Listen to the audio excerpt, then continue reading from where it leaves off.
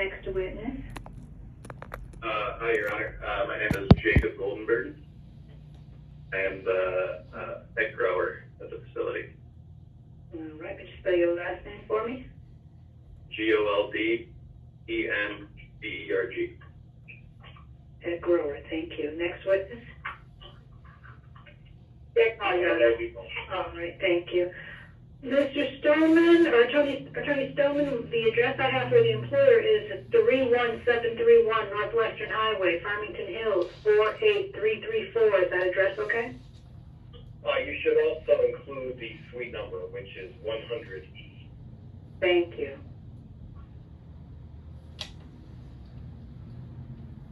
$100E as an echo. All right, thank you.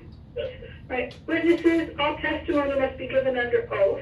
So I'm going to have all four of you raise your right hands for the oath.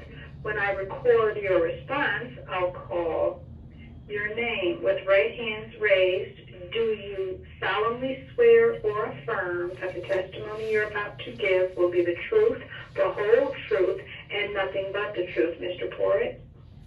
Yes, ma'am. Thank you. Ms. Moravsky? Yes, Judge. Mr. Newman? Yes, Your Honor. And Mr. Goldenberg? Yes, Your Honor. Thank you. Let the record reflect that the witnesses have taken the oath.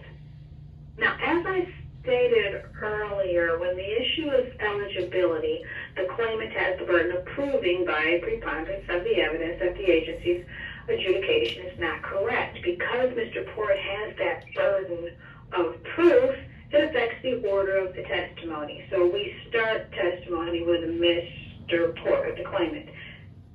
Then the employer will have an opportunity, the employer, that attorney will have the opportunity to question him if Mr. Stoneman chooses to do so. You have the right to question the opposing party's witnesses. Likewise, at the appropriate time, Attorney Danielewski will have the opportunity to question the employer's witnesses if she chooses to do so. After hearing Mr. Porritt's testimony, we take the employer's testimony, each witness one at a time, to the extent Attorney Stoneman deems necessary. And then, because Mr. Porritt has the burden of proof, we then return to him for an opportunity to give him rebuttal testimony. Now, a case like this is pretty straightforward, so we should be able to conclude today. There's no reason that I can see why we would not be able to. So I'm going to, with that said, go ahead and get started. I just want to give the witnesses just a few instructions about answering questions. To keep the hearing moving efficiently, witnesses, please just answer the specific question being asked. If you can answer yes or no, answer it that way and wait for a follow-up question. If it's not a yes or no question, just give a direct answer. But do not attempt to explain your answers. If your attorney thinks your answer needs to be explained, he or she will ask you a follow-up question. If you can't hear at any time, please let me know. If you don't understand a question, you can say so. We'll see if it can be rephrased. And if you don't know the answer to a question, it's okay to say, I don't know, because I don't require you to guess or speculate. I don't make a decision here on the conference line.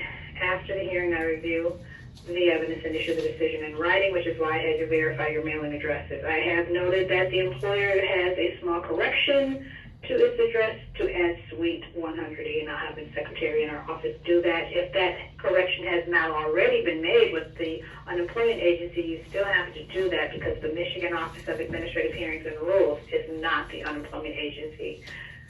So we're totally separate. All right, with that said, if there are no questions, then Attorney Danielewski, you may begin when you're ready. Okay. Can you please state your name for the record, please? My name is Derek Robert Porritt. Okay, perfect. Did you work for a period of time for Compassionate Advisors? Yes. What was your hire date? March 19th, 2024. What was the final title you held with the company? It would be the Tissue Culture Lab Assistant. What was your last physical day of work? November 7th, 2024. Why was that your last physical day of work? I was suspended without pay. Okay. And did you ask to be placed on a leave of absence? No. Did any doctor restrict you from working? No. Did anyone tell you why you were being suspended? Yes. Okay, and who told you why you were being suspended? Lisa Morawski, the HR manager, and also Don Newman, the vice president of cultivation. And how were you informed as to why you were being suspended? I was informed in writing. Okay, and what were you told? I was Okay, told. hold on, Ms. Danielewski, I'm gonna stop you there, and here's why. Don't mean to be rude, but this case is about section 48, whether or not he is employed, not the reason for the separation. And because of that, I don't want either party to put anything on the record that's not relevant to this case, because I don't know if there'll be another one on a different issue. So I don't, If I may, Your Honor, I realize That's done. I realize this is a section 48 case, but the facts are a little unusual. He was suspended because he asked for ADA accommodations. So, but because he didn't ask for the leave, I think when we look at section 48, because the employer put him on the leave, he's eligible, and so that's where I'm going with this, and I'm trying to shortcut it. all right, my statement still stands. This is still about whether or not he is employed. And so he's made the statement clearly that he has not been since November 7th, 2024. Okay, thank you. All right. Just prior to being suspended, had you requested some accommodations? Yes. Okay. Right, again, not relevant. I don't want to have anything on the record that's not directly relevant to whether or not he's employed. Okay. This is for the protection of both parties in case there is a separate issue that comes up. Okay. Just to be clear, did you ask to be placed on leave at any time? No, I did not. Okay. Now, moving forward in time, at some point, did the employer officially separate with you? Yes, they did. And on what date did that occur? It was January 20th, 2025. And did you receive a letter that went along with that date? Yes, I did. And have we submitted that letter as an exhibit in this case? Yes, we did. And was that a notice of layoff that said that you didn't have a likelihood of being recalled? Yes, that is correct. Okay. Your Honor, I'd move to admit that letter dated January 20th, 2025. Okay, here's what I'm going to ask you to do. I'm going to give you the opportunity to make your request again after I hear the employer's testimony, because it may not be necessary, because there may not be any discrepancy between the employer's testimony and Mr. Porritt's testimony. I just have one question, Mr. Porritt. Since your suspension, you said you were suspended November 7th, 2024. Did you perform services at any time between November 7th, 2024 and January 20th, 2025? No, I did not, Your Honor. Did you receive any compensation during that time? Meaning, No. was it a paid suspension? No, I did not, Your Honor. All right, thank you. Did you have any other question, Ms. Danielewski? You'll No. be able to review your request for that document in just a bit. No, thank you, Your Honor. I don't have anything further. Thank you. Mr. Stoneman, do you have any question for Mr. Porritt? Yeah, this may not be relevant, Your Honor, but I would just ask it and leave it to the court's discretion as to whether it would be relevant. But Mr. Porritt was specifically asked whether there was any factor that restricted him from working. It's not relevant. Okay, It's fine. not- it's not relevant That's to this- Okay, to good. the I just issue want to be form. sure of that. So, I yeah, can't I just change wanna be the sure of that. issue. Yeah, okay. Oh, Yeah, I no, I'm understand. fine with Okay. I'm fine with the scope. I just want to be sure that that was not Okay. the opinion of the court within the scope, and by reason of that, I won't get into it. But had it possibly been within the scope, I would want to touch upon that issue. Section In light of 48. Go ahead. I'm sorry, go ahead. Yeah. In light of that, I would only ask Mr. I would just stand by the letter of January 20th because it speaks for itself, and I have no questions for Mr. Porritt. All right, thank you. Ms. Danielewski? Now I'm going to find the letter that you referred to. That I'm assuming that you were going to tell me that that was sent to the hearing office, and so I'm looking in the place where I would expect to find it. Give me just a minute to do that.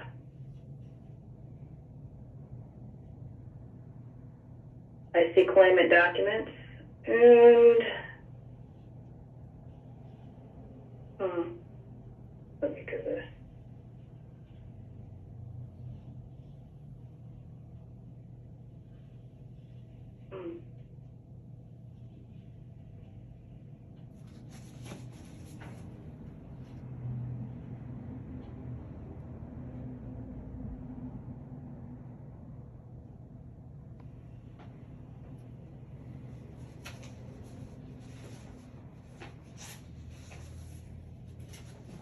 All right, Ms. Danielewski, I see a letter here. The letterhead is, and I might mispronounce this, Pincanna.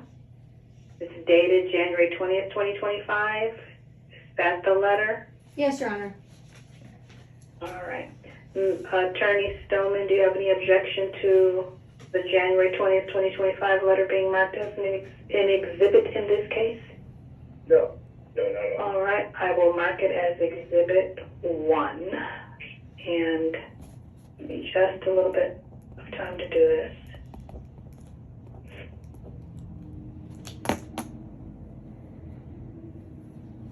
Ms. Danielewski, you're referring to this as the termination letter? Yes, Your Honor. It is a separation letter. Then I will mark it as Exhibit 1 and describe it as the termination letter.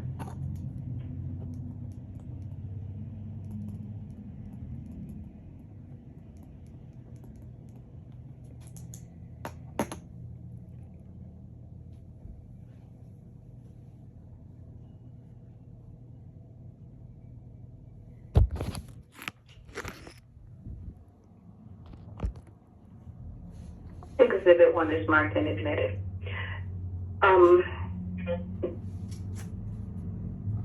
Forgive me for a senior moment, but Mr. Stoneman, did I misunderstand you, or did I understand you correctly? The employer doesn't have any testimony? That's correct. Okay, all right. Then I am preparing to conclude the hearing. Ms. Danielewski, would you like to make a closing statement or rest on the record? I'd like to make a brief closing statement, Your Honor. Yes. Thank you. I do believe that since my client was placed on what they were referring to as a suspension, he did not ask for it, and it was not imposed pursuant to an agreement with their authorized bargaining agent. And thus, I do think that he's eligible for unemployment benefits from December 1st onward. The redetermination states that that disqualification period would extend until that condition no longer existed. And I think there's no question that it would be impossible for it to extend beyond January 20th because that's when he was formally separated. But I do believe, based on Section 48, he should not be ineligible for that period. He was on leave, not at his request, without pay and without performing services. Thank you. Thank you. Attorney Stoneman, would you like to rest or make a closing? Yeah, I'll make a brief closing statement. And I know the court has some of the documentation and letters that were relevant, to this matter. I would just state that what had happened here was that Mr. Porritt had requested accommodation. Okay, sir, you can't give testimony, but you could make the closing. And I'm just saying that I'm going to let you finish, but when you said I would just like to state, that kind of threw me off. So go ahead and finish. Okay.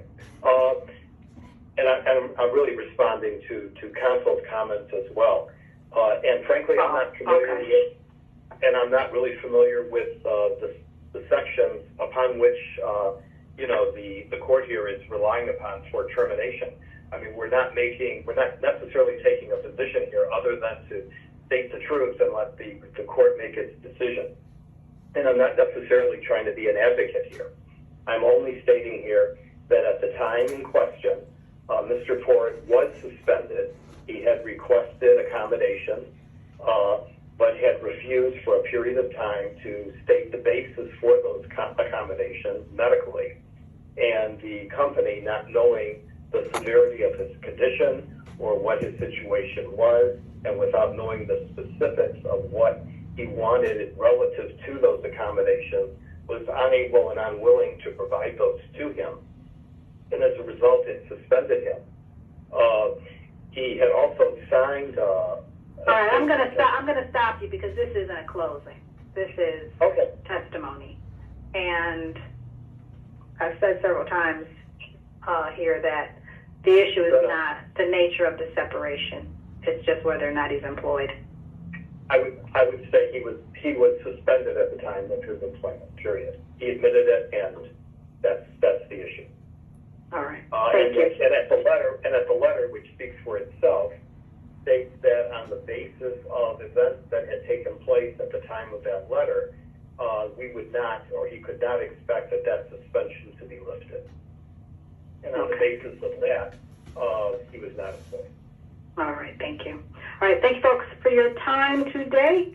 You should expect to receive your decision by mail soon. Generally, I say 7 to 10 days, but you might even get it sooner than that. Just it depends on how fast the mail runs in your area. Thank you so much, and everyone have a good rest of your day. Thank you, Your Honor. Thank you, Your Honor. Thank you. You as well. You're welcome. Bye-bye. I'm not trying to be an advocate. What the fuck was that? I want to look him up. Do you think he's a real lawyer? He is. He's getting $10,000 a month from some disability benefit that he sued the insurance company because they said he was able to get this until he hit a certain age, and then he's gets it for life. Stoneman.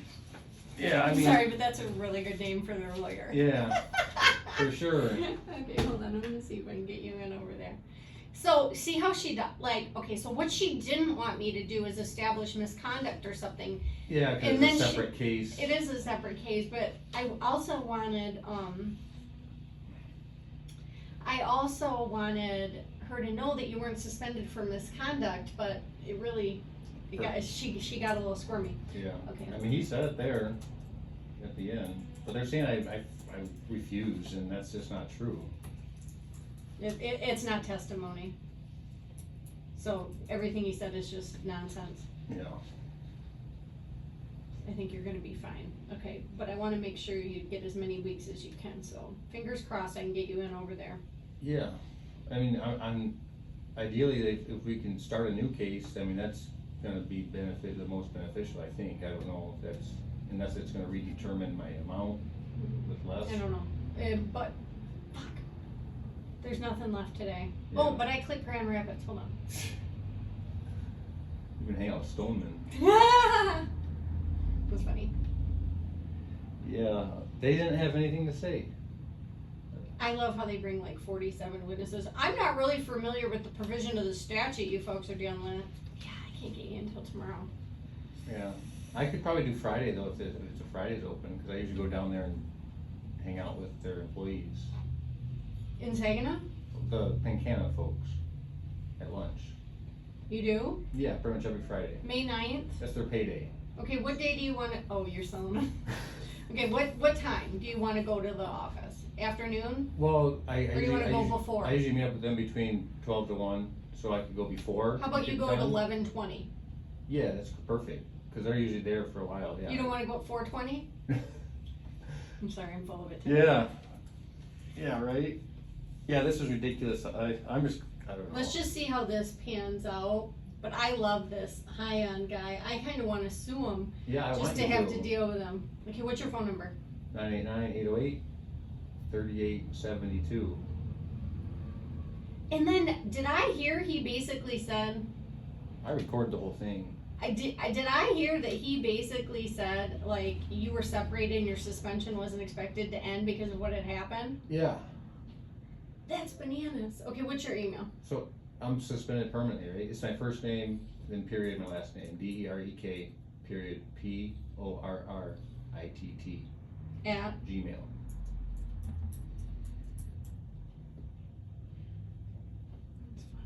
I'd be full of the marijuana jokes during this case. Yeah, Okay, or just like the subtle ones, you know?